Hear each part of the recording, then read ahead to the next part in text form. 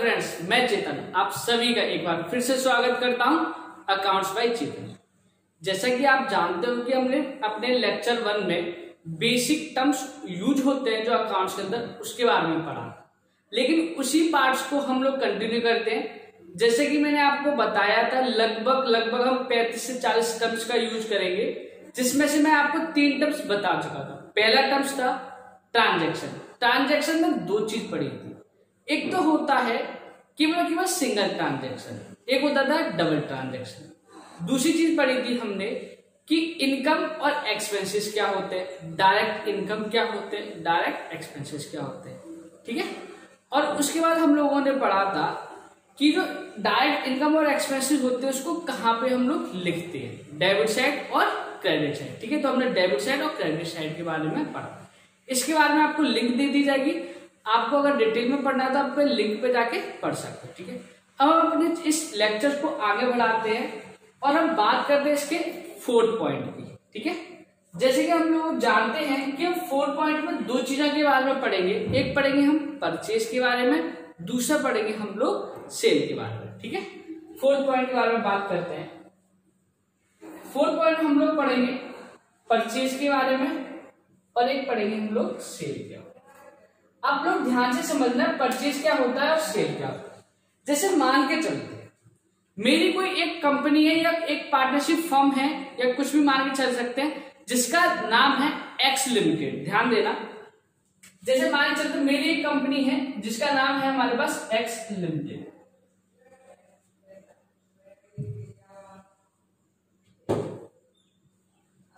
ठीक है।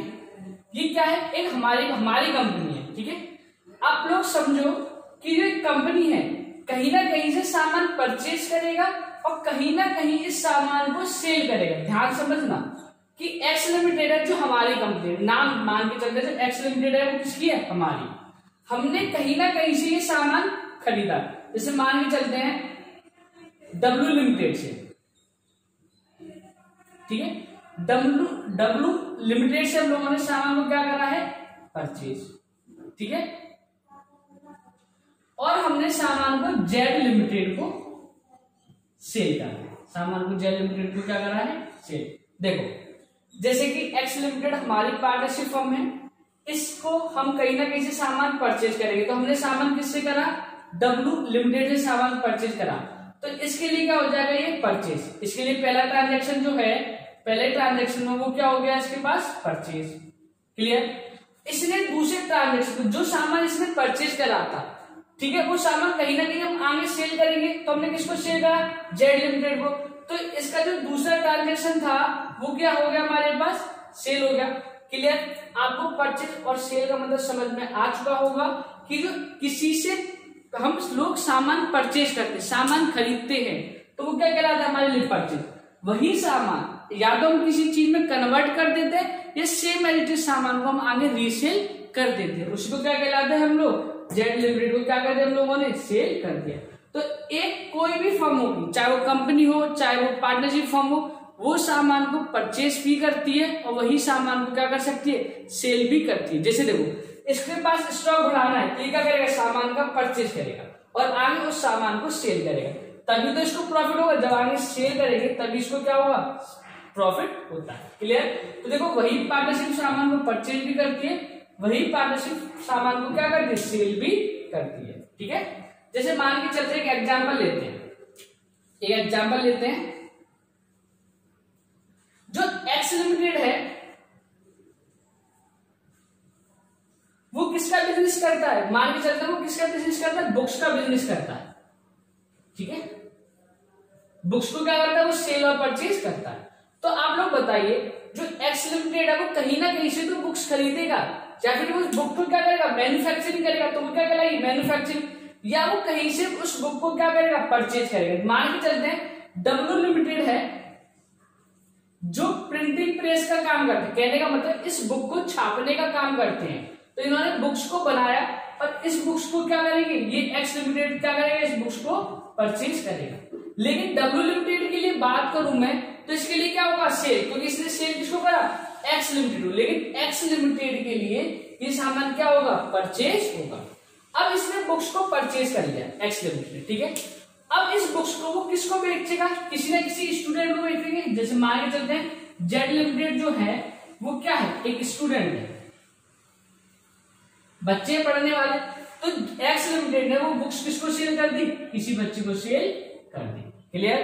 तो देखो एक पार्टनरशिप फर्म के लिए वो चीज परचेज भी हो सकती है और वो सेल भी हो सकती है। देखो पहले केस में क्या हुआ, इसने सामान को क्या करा, परचेज करा। क्लियर। और दूसरे केस में इसी ने सामान को क्या करा, सेल करा। आपको समझ में आ गया हो। तो एक्स लिमिटेड के लिए कोई भी चीज परचेज हो सकती है और वही चीज क्या होगी, उसके लिए सेल होगी, पर डिपेंड करेगा उसके ट्रांजेक्शन पे। जब वो किसी सामान को खरीदता है तो उसके लिए क्या होगा, परचेज होगा। जब वो किसी सामान को सेल करेगा, बेचेगा, तो उसके लिए क्या कहलाएगा, वो सेल कहलाता है। ठीक है। तो किसी भी पार्टनरशिप फर्म के लिए, कंपनी के लिए वही सामान सेल भी हो सकता है, वही सामान क्या हो सकता है, परचेज हो सकता है। इसके लिए बात करो तो क्या होगा, सेल होगा। इसके लिए क्या होगा, वो सेल होगा। इसके लिए बात करूं तो मैं क्या होगा, स्टूडेंट के लिए वो सामान क्या होगा, परचेज होगा, क्योंकि इसने ये सामान को खरीदा है। क्लियर। आपको पहला पॉइंट समझ में आ, 4 पॉइंट था हमारा, 3 पॉइंट हमने पिछली क्लास में कर लिए थे। परचेज और सेल का मतलब होता है, परचेज का मतलब होता है कि किसी भी सामान को खरीदना, और सेल का मतलब होता है किसी भी सामान को बेचना। ठीक है। एक किसी भी कंपनी के लिए, पार्टनरशिप फर्म के लिए वही सामान परचेज भी हो सकता है, वही सामान क्या हो सकता है, सेल भी हो सकता है। ठीक है। अब देखो एक बात करते हैं, परचेज और सेल के बारे में हमने बात कर ली। अगर यहां पे लिखा आ जाए परचेज रिटर्न और सेल रिटर्न, ये पॉइंट नंबर कौन सा होगा हमारे पास, 5। पॉइंट नंबर कौन सा होगा, ये वाला 5। अब देखिए जो सामान हमने परचेज करा था, उस सामान को हमें क्या करना, रिटर्न का मतलब क्या होता है, वापस। जो सामान हमने सेल करा था, ठीक है, वो क्या करना है हम लोगों को, सेल करा था, वो सामान हमारे पास कैसा आ गया, रिटर्न होके वापस आ गया। तो आप ध्यान दो कि सामान रिटर्न कब होता है, वापस कब होता है। या तो वो सामान हो जाए हमारे पास, जो सामान आया है वो कैसा होना चाहिए, खराब होना चाहिए, या जब हमने वो सामान मंगाया उस टाइम तक वो मेरे पास सामान नहीं आ पाया है, तो सामान को मैं क्या कर दूंगा, वापस कर दूंगा। ठीक है। सेम एग्जांपल को समझते हैं वाले यहीं पे। ठीक है। इसको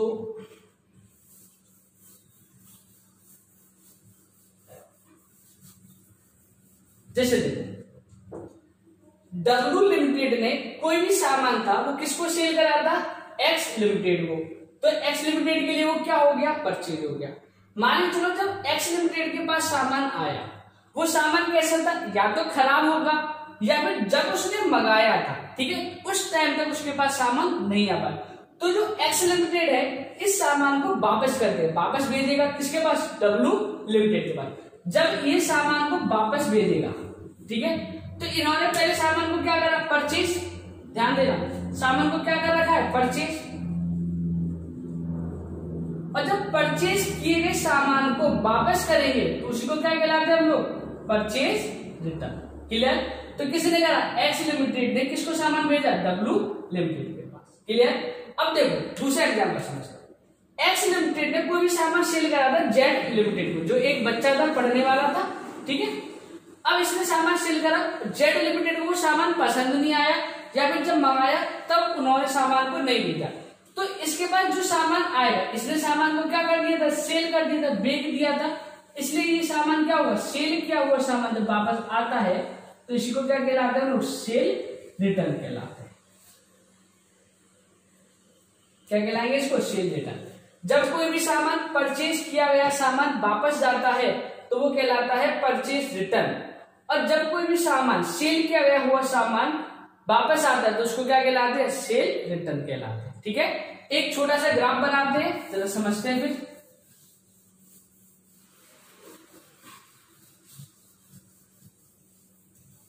देखो हमने 2 केस ले रखे, ध्यान समझना। पहले केस में हम क्या बात कर रहे थे, एक है हमारे पास डब्ल्यू लिमिटेड और एक कौन है हमारे पास, एक्स लिमिटेड। ठीक। इधर बात करते हैं एक्स लिमिटेड और इधर बात करते हैं हम जेड लिमिटेड। देखिए सबसे पहले वाले पॉइंट में हमने क्या बात करी, डब्ल्यू ने सामान किसके पास भेजा, एक्स के पास। ठीक है। सामान इसके पास आया तो पहले पॉइंट में इसके लिए सामान क्या होगा, परचेज हो गया, क्योंकि इन्होंने सामान को खरीदा। और डब्ल्यू लिमिटेड ने सामान को बेचा है तो इसके लिए क्या हो जाएगा, सेल। ध्यान से समझना, डब्ल्यू लिमिटेड ने सामान बेचा है तो इसके लिए क्या हो जाएगा, सेल। और एक्स लिमिटेड ने सामान ने खरीदा है तो इसके लिए क्या हो जाएगा, ये परचेज। ठीक, अब बात करते हैं, इसको ये सामान पसंद नहीं आया, ये जब मंगाया तब नहीं आया, तो ये इस सामान को क्या करेंगे, वापस करेंगे। ठीक है, ये पहला वाला केस है, इसमें ये सामान क्या है, एक्स लिमिटेड से कहां पे जा रहा है, डब्ल्यू लिमिटेड के पास। तो देखिए इसके लिए क्या होगा, ये परचेज लिमिटेड, ध्यान देना, इनके लिए ये क्या होगा, परचेज रिटर्न। परचेज, क्योंकि सामान इन्होंने परचेज कर रखा है इसलिए इनके पास वापस भेज रहे, इसलिए इनके लिए क्या होगा, परचेज रिटर्न। और सेम सामान इसके लिए क्या होगा, सेल रिटर्न, क्योंकि जब बेचा हुआ सामान वापस आता है, ध्यान देना, जब बेचा हुआ सामान वापस आता है तो उसको क्या कहते हैं, हम सेल रिटर्न। और जो सामान परचेज किया गया होता है तो वो क्या होता है, परचेज रिटर्न। क्लियर, पहले सामान इन्होंने बेचा तो इनके लिए वो सेल, इन्होंने परचेज करा तो इनके लिए क्या होगा, परचेज। वापस करेंगे तो परचेज रिटर्न, और वापस करेंगे तो इसको sale return. Same as this, X limited ने वो सामान किसको बेचा, जेड लिमिटेड के लिए, तो इसके लिए क्या हो जाएगा, वो भाई परचेज होगा, और इनके लिए सामान क्या हो जाएगा, सेल हो जाएगा। क्लियर, क्योंकि एक्स लिमिटेड ने सामान को सेल किया है, एक्स लिमिटेड के लिए सामान क्या हो जाएगा, वो सेल हो जाएगा, और जेड लिमिटेड के लिए वो सामान क्या हो जाएगा, परचेज हो जाएगा। क्लियर, अगर यही सामान वापस कर दे दूसरे पॉइंट में, अगर दूसरे पॉइंट में सामान को वापस कर देते हैं, इसको दूसरा पॉइंट लिख लो, ठीक है, तो इनके लिए क्या हो जाएगा, ये परचेज रिटर्न, क्योंकि सामान वापस किया हुआ, परचेज किया हुआ वापस कर रहे हैं, इसलिए क्या कहलाएगा, परचेज रिटर्न। और इनके लिए क्या कहलाएगा, सेल रिटर्न, क्योंकि सामान जो वापस है तो वो सेल रिटर्न। क्लियर, तो आप लोगों को समझ में आ गया होगा कि परचेज रिटर्न का मतलब क्या होता है, सेल रिटर्न का मतलब क्या होता है, परचेज क्या होता है और सेल क्या होता है। सिंपल सी बात है, परचेज का मतलब है सामान खरीदना, ठीक है, सेल का मतलब होता है कि सामान को बेचना, और परचेज रिटर्न का मतलब होता है जो सामान मैंने परचेज किया है या तो वो सामान खराब हो गया हो, या फिर जब मैंने मंगाया तब नहीं आया हो, तो सामान को मैं वापस करूंगा तो वो क्या कहलाएगा, परचेज रिटर्न कहलाएगा। सेल रिटर्न का मतलब क्या होता है कि जैसे कि मैंने सामान को सेल कर दिया किसी कस्टमर के पास, कस्टमर को वो सामान नहीं आया पसंद, तो कस्टमर ने वो सामान मेरे को क्या कर दिया, वापस कर दिया, तो वो क्या कहलाता है, सेल रिटर्न कहलाता है। क्लियर, अब देखो बात करते हैं, इससे पहले वाले में मैंने आप लोगों को एक बात बताई थी कि एक होती है मेरे पास एक्सपेंसेस और एक होती है मेरे पास इनकम, ठीक है, और एक मैंने बताया था कि डेबिट साइड में कौन कौन सी चीजें आती हैं और क्रेडिट साइड में कौन कौन सी चीजें आती है। जरा आप इनके बारे में बात कर ले, ठीक है, देखिए सिंपल सी बात है भाई, मेरे पास दो चीजें हैं, एक है मेरे पास परचेज, ठीक,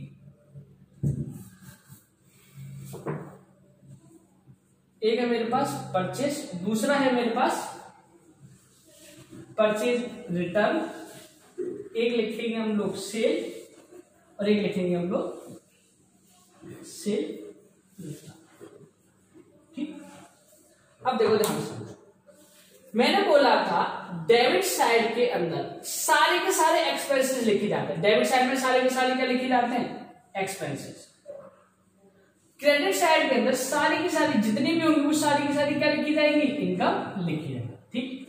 अब आप देखो, मैंने सामान को परचेज करा, ध्यान से समझना कि मैंने कोई भी सामान को खरीदा, जैसे मान के चलो मैं एक दुकान पे गया, दुकान पे मुझे एक बुक खरीदनी थी, तो 100 रुपए की वो बुक थी, तो मैंने क्या करा, एक बुक ले ली, उसके बदले में 100 रुपए का क्या कर दिया, पेमेंट कर दिया। तो आप बताइए जो मैंने 100 रुपए का पेमेंट किया, क्या वो मेरे लिए इनकम है या एक्सपेंस? भाई मेरे जेब में से अगर कोई पैसा खर्च होता है तो वो क्या कहलाता है, मेरा एक्सपेंस कहलाता है। क्या कहलाता है मेरे लिए, एक्सपेंस।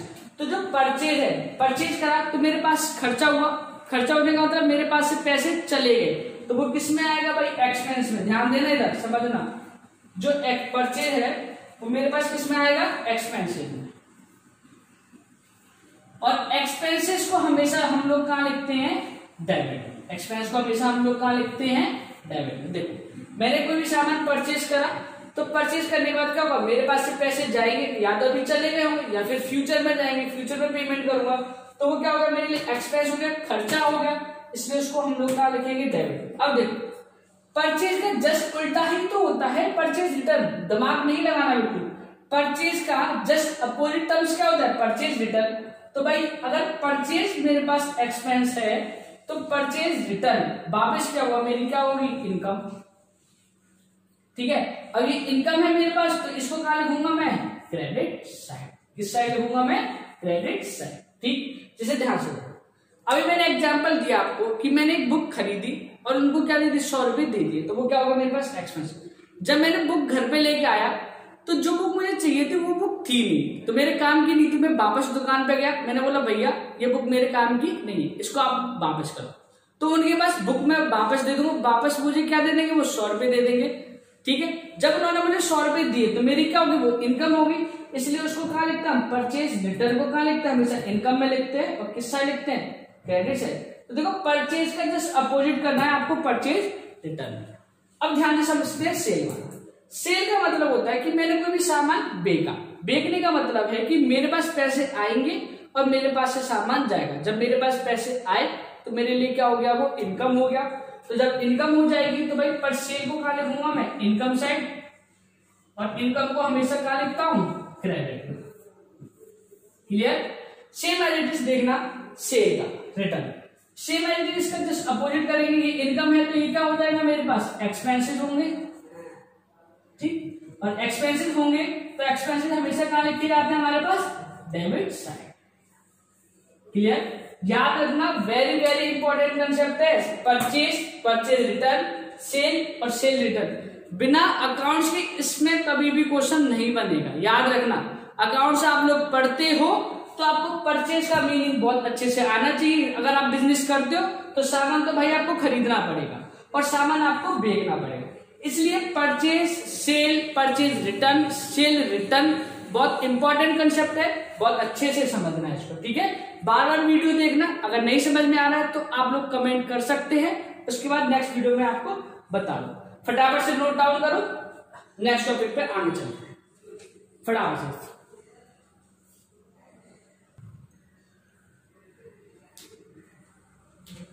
और आप लोग एक चीज और याद रखना, ये जितने भी purchase, purchase return, sale, sale return है, ये मेरी मेन एक्टिविटी है। मेन एक्टिविटी जब मैं बिजनेस करता हूं तो सामान खरीदना, बेचना, ठीक है, खरीदना और यहाँ पे सेल करना, वापस आना और वापस देना।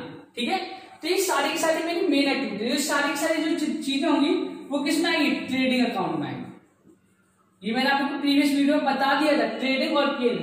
ट्रेडिंग के अंदर अपनी जितनी भी मेन एक्टिविटी होती है वो सारी की सारी चीजें आती है, लेकिन प्रॉफिट और लॉस में जो मेरे पास ट्रेडिंग एक्टिविटी नहीं होती, जो इनडायरेक्ट एक्सपेंसेस और इनडायरेक्ट इनकम होती है वो आती है। ये सारी की सारी मेरे पास डायरेक्ट एक्सपेंस और डायरेक्ट इनकम है, इसलिए इसको हम लोगों ने क्या लिखा, ट्रेडिंग। ये मेरी मेन एक्टिविटी का पार्ट होता है।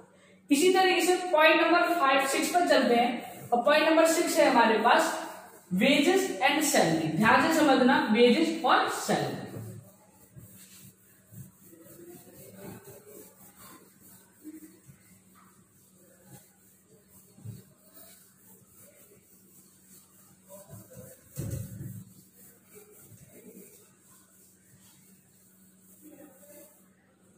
ठीक है, पॉइंट नंबर 6 है हमारे पास एक वेजेस एंड सैलरी, और पॉइंट नंबर 7 डाल लेते हैं इसको सैलरी। देखिए आप लोगों को सबको पता है कि वेजेस और सैलरी का मतलब लगभग मीनिंग सभी का सेम होता है। वेजेस का मतलब क्या होता है कि कोई भी आपकी फैक्ट्री के अंदर काम करने के लिए आ रहा है, ठीक है, उसके बदल में हम लोग उसको क्या देंगे, वेजेस देंगे। ठीक है, फैक्ट्री में काम करने के लिए आ रहा है तो उसके बदल में हम लोग क्या देंगे, वेजेस। अगर आपके पास कोई ऑफिस है, ऑफिस वर्क का काम, उसके अंदर अगर कोई काम करने आ रहा है तो उसको हम लोग क्या देते हैं, सैलरी। ध्यान देना, अगर कोई भी एक्टिविटी प्रोडक्शन से रिलेटेड है, आपकी मेन एक्टिविटी से रिलेटेड है, तो उसको हम लोग क्या देंगे, वेजेस। अगर आपकी मेन एक्टिविटी के अलावा सेल, प्रमोशन से रिलेटेड या बाकी कोई और एक्टिविटी है, उसकी एक्टिविटी के बदले में हम लोग क्या देते हैं, सैलरी देते हैं। तो देखो मेन एक्टिविटी की बात करें हमने वेजेस की, तो मेन एक्टिविटी पहली बात तो आप लोग समझ गए होंगे किसके अंदर आएगा, ट्रेडिंग के अंदर। इंपॉर्टेंट पॉइंट, वेजेस हमेशा क्या आएगा, ट्रेडिंग। अगर सैलरी की बात कर रहा हूं तो ये मेरी मेन एक्टिविटी की तरह पार्ट बिहेव नहीं करता, इसलिए इसको हम कहां लिखते हैं, प्रॉफिट एंड लॉस में। जो पीएनएल बताया था उसी की फुल फॉर्म क्या होती है, प्रॉफिट और लॉस। तो आप लोग बहुत अच्छे से समझ लेना, जो भी बेसिस मिलेगी आपको हमेशा कहां लिखना है, आपको ट्रेडिंग में, ठीक है। और आपको कहीं भी सैलरी मिल जाए तो आपको कहां लिखना है, प्रॉफिट और लॉस के अंदर। कभी भी ऐसा मत कर देना कि सैलरी को आपने अगर ट्रेडिंग में लिख दिया क्वेश्चन गलत हो जाएगा, अगर वेजेस को आपने प्रॉफिट और लॉस में लिख दिया तो भी क्वेश्चन गलत हो जाएगा आपका। ध्यान देना, मैंने वही टर्म्स यूज किया। वेजेस को हम लोग यहाँ इस्तेमाल करते हैं फैक्ट्री के एक्सपेंस के फॉर्म में, ठीक है। और सैलरी का जो इस्तेमाल करते हैं वो ऑफिस का एक्सपेंस होता है, इसलिए इसको हम लोग क्या मानते हैं, इनडायरेक्ट। और इसको हम लोग क्या मानते हैं, डायरेक्ट। ध्यान देना, इसको हम लोग क्या मानते हैं, डायरेक्ट एक्सपेंसेस। और इसको हम लोग क्या मानते हैं, इनडायरेक्ट एक्सपेंसेस। और हमेशा इनडायरेक्ट की चीजें जो होती हैं वो कहां लिखी जाती है, प्रॉफिट और लॉस में। और डायरेक्ट की कहां लिखी जाती है, ट्रेडिंग के अंदर। दोनों ही एक्सपेंसेस है, इसलिए इसकी कहां लिखे जाएंगे भाई, डेबिट साइड में, कोई दिक्कत ही नहीं है। ये भी वेजेस का मतलब क्या होता है कि किसी को पैसा दे रहे हैं तो कहां लिखा हमने, डेबिट में।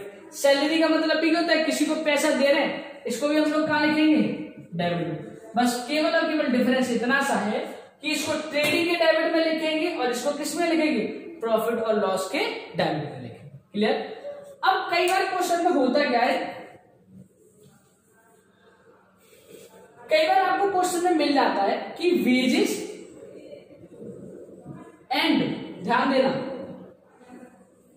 Wages and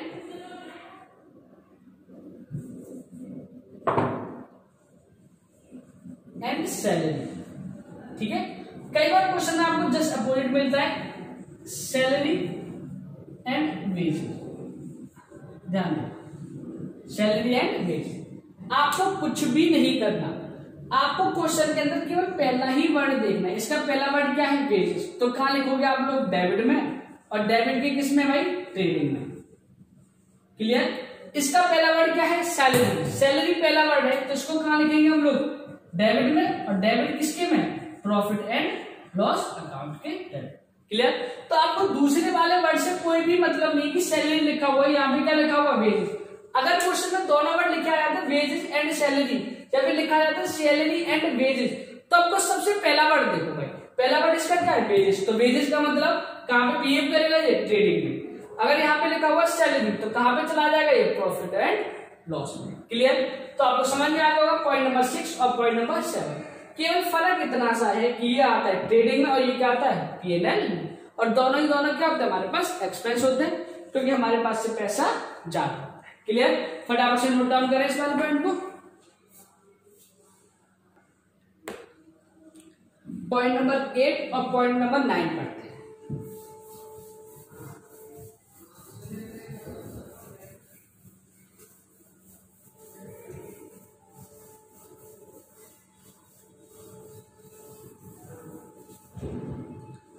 point number 8, point number 9।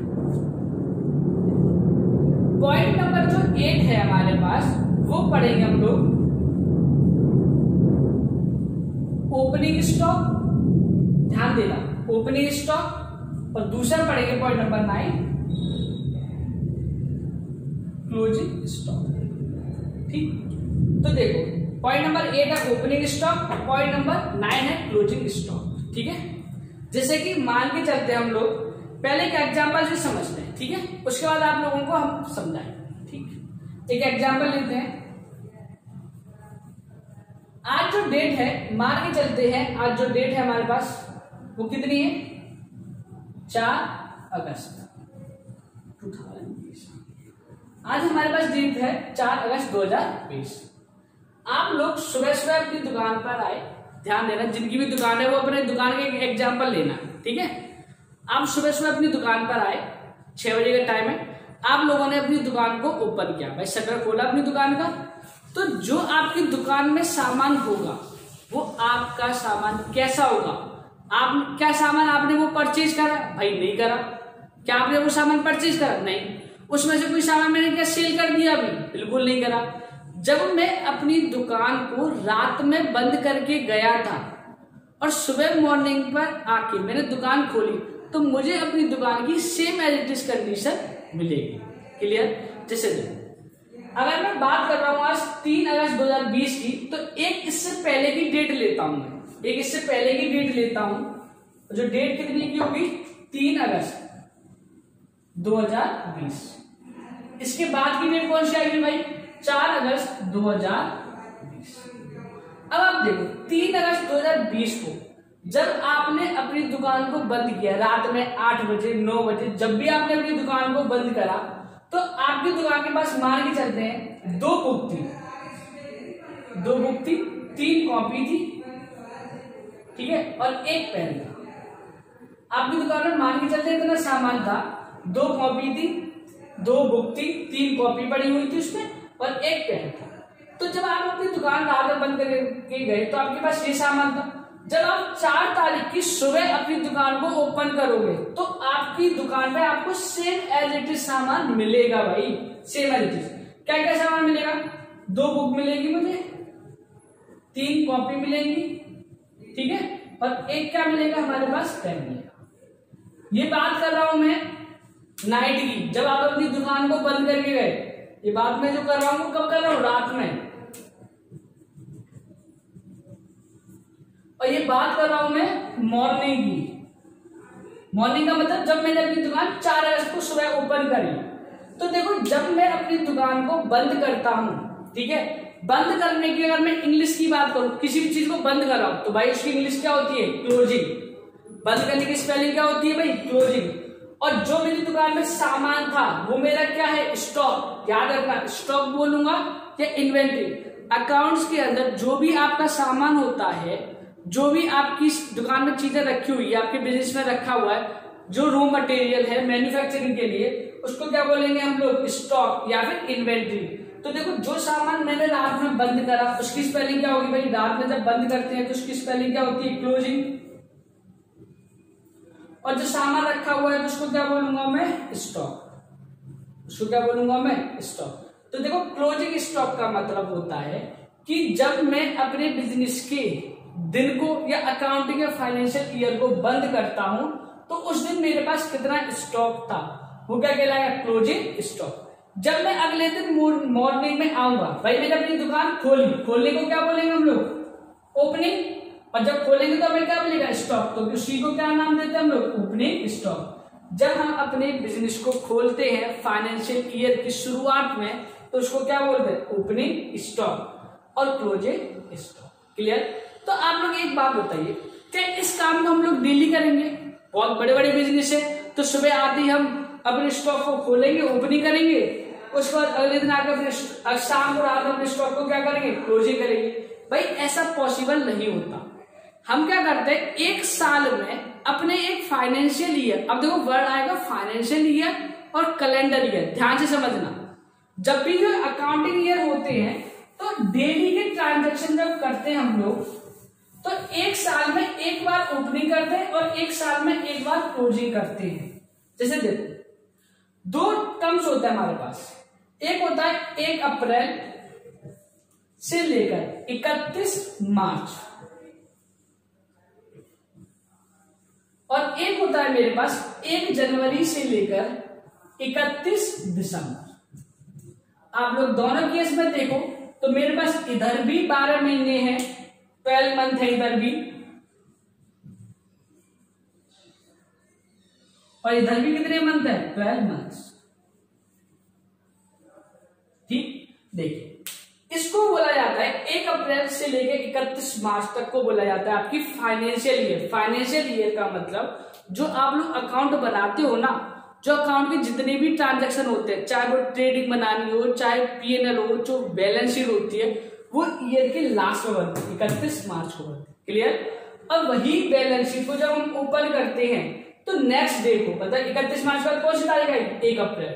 1 अप्रैल से लेकर 31 मार्च तक पूरे साल बिजनेस में काम चलेगा और बैलेंस शीट फिर से क्लोज कहाँ होगी? 31 मार्च को।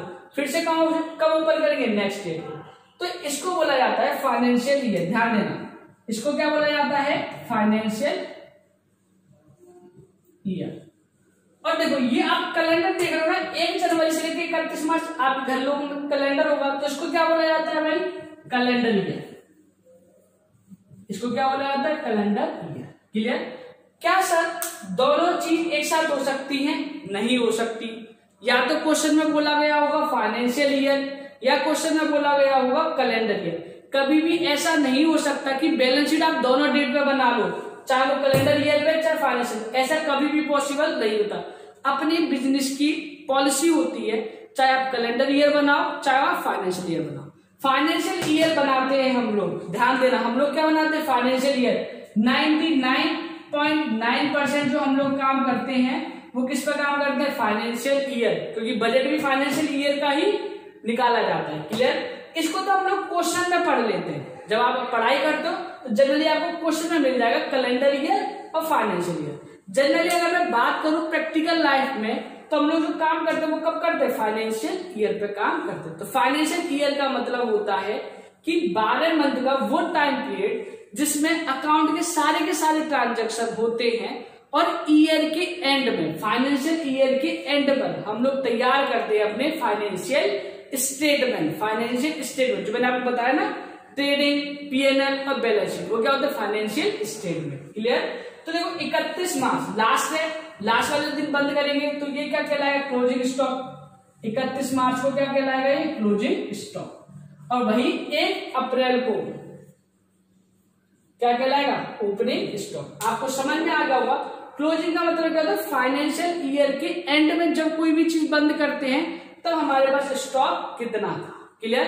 जब वही नेक्स्ट ईयर में ओपन करते हैं तो आपके पास ओपनिंग स्टॉक कितना था। क्लियर? तो क्लोजिंग स्टॉक और ओपनिंग स्टॉक आप समझ गए। ठीक है? चाहिए लो, क्वेश्चन में कुछ भी आ सकता है। क्वेश्चन साइलेंट है तो फाइनेंशियल ईयर, ध्यान रखना। क्वेश्चन साइलेंट है तो किस में जाएंगे? फाइनेंशियल ईयर में जाएंगे।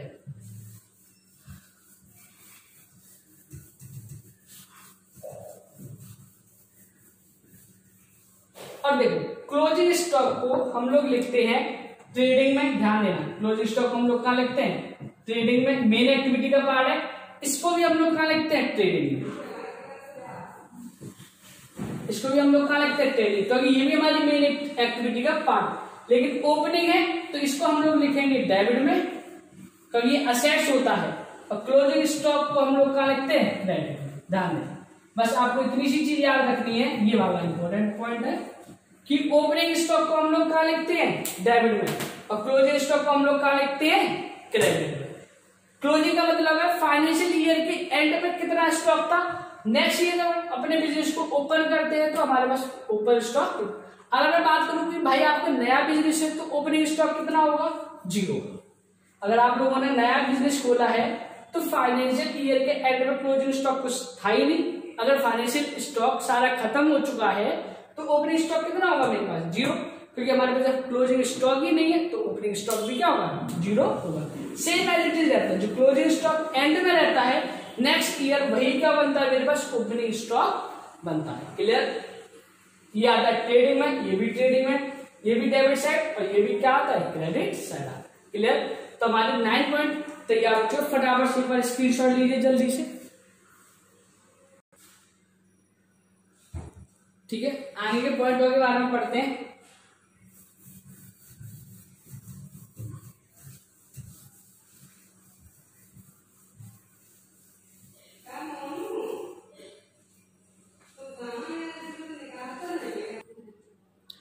देखिए पॉइंट नंबर 10 पढ़ते हैं, फ्रेट एंड कैरियर्स। देखो जब हम कोई भी सामान लेके आते हैं, कोई भी सामान परचेज करते हैं, तो सामान को लाने के लिए जो भी खर्चा होता है, जैसे हम कोई भी सामान ट्रक से लेके आ रहे हैं, ठीक है, या रेलवे से लेके आ रहे हैं, तो जो हम उसका पेमेंट करते हैं सामान को लाने और देने की वजह से, तो वो क्या कहता है? Freight and carriers expenses. देखो सामान को लेके आ रहे हैं, मेन एक्टिविटी भाई सामान को परचेज करना है, इसलिए इस एक्सपेंस को हम लोग कहां लिखते हैं? ट्रेडिंग में। कहां लिखते हैं इसको हम लोग? ट्रेडिंग में। और भाई एक्सपेंस इसलिए ट्रेडिंग के कहां लिखेंगे हम लोग? Debit side. क्लियर? तो फ्रेट एंड कैरियर्स का मतलब होता है कि जब हम कोई भी सामान लेके आते हैं ना, परचेज करते हैं, तो जो एक्सपेंसिव होता है तो उसको क्या बोला जाता है? Freight and carriers. Main activity इसलिए कहां लिखा हमने? ट्रेडिंग। और किस साइड लिखेंगे हम लोग? Debit side. सेम है गैस, फ्यूल एंड इलेक्ट्रिसिटी। ठीक, जैसे मान लो चलो मेरा कोई बिजनेस है सामान को बनाने के लिए, ठीक है, प्रोडक्शन एक्टिविटी करते हैं, तो सामान को बनाने के लिए हमें गैस की जरूरत पड़ेगी, गैस कटर की जरूरत पड़ती है, या फिर वेल्डिंग करने के लिए सामान की जरूरत पड़ती है। फ्यूल का मतलब कोई भी एनर्जी हो सकती है, चाहे कोई भी पावर हो सकती है, ठीक है, पेट्रोल, डीजल, या कुछ मशीनें ऐसी जो डीजल से चलती हैं या पेट्रोल से चलती हैं या फिर इलेक्ट्रिसिटी से चलेगी। तो जो सामान को बनाने के लिए जो कंजम्पशन होता है ना, चाहे वो किसी भी एनर्जी के फॉर्म में हो, चाहे गैस हो, फ्यूल हो या फिर इलेक्ट्रिसिटी हो, ये भी हमारी मेन एक्टिविटी। सामान को बना रहे, मैन्युफैक्चरिंग एक्टिविटी, इसलिए कहाँ लिखेंगे इसको, ट्रेडिंग में। आपको पता है ट्रेडिंग में एक्सपेंस इसलिए कहाँ आएगा, ये डेबिट। याद रखना जितने भी एक्सपेंस है आपको बस डेबिट में लिखने हैं। ठीक, अच्छा, रॉयल्टी ऑन प्रोडक्शन का मतलब क्या होता है, जैसे मान के चलते हैं मैं कोई भी सामान बना, उसके बदले में अगर मैंने कोई भी रॉयल्टी पेमेंट करी है, मतलब रॉयल्टी के एक तरीके से मतलब याद रखना, कोई भी टेक्नोलॉजी मैंने परचेज करी, जैसे मान लो मैंने कोई इन्वेंशन करा, ठीक है, मैंने उसको रजिस्टर करवा लिया। अब भाई कोई मैन्युफैक्चरिंग कंपनी उस एक्टिविटी को खरीदना चाहती है, उस टेक्नोलॉजी को मेरे से परचेज करना चाहती है, उसके बदले में अगर मैं कोई पेमेंट करता हूं तो वो क्या कहता है, रॉयल्टी ऑन प्रोडक्शन। जो सामान बनाना है ना उस पर अगर मैंने कोई पेमेंट करा है तो उसको क्या कहलाता है, रॉयल्टी। जैसे देखो अंदाजा ले, एक एग्जांपल लेते हैं, मैंने कोई भी एक बुक लिखी, मैंने क्या करा, कोई भी एक बुक लिखी, तो बुक को मैं तो छाप नहीं सकता क्योंकि मैं पब्लिकेशन तो हूं नहीं, ना मेरे पास एक प्रिंटिंग प्रेस है कि मैं बुक को छाप पाऊं। मैंने बुक लिख दी अपनी काबिलियत की वजह से, उस बुक को कोई ना कोई जो पब्लिकेशन है वो परचेज करेगा, तो उसके बदले मुझे कोई ना कोई पेमेंट करेंगे, तो वही पेमेंट क्या कहलाता है, रॉयल्टी। जब किसी भी एक्टिविटी को हम लोग किसी से परचेज करते हैं ना उसकी कॉपीराइट के थ्रू, ठीक है, तो रॉयल्टी ऑन प्रोडक्शन कहलाता है। वो भी मेन एक्टिविटी, ट्रेडिंग एक्टिविटी में मैन्युफैक्चरिंग का काम है हमारे पास, ट्रेडिंग एक्टिविटी, इसको कहाँ लिखेंगे हम लोग, डेबिट में लिखेंगे। क्लियर? तो देखो आज हमने अपने 12 पॉइंट तक बिल्कुल तैयार हो चुके हैं, 12 पॉइंट पढ़ लिए हैं। जो बाकी बचे हुए पॉइंट होंगे वो अपने हम नेक्स्ट लेक्चर में पढ़ते रहेंगे। ठीक है, लाइक करें, शेयर करें एंड सब्सक्राइब करें। Thank you.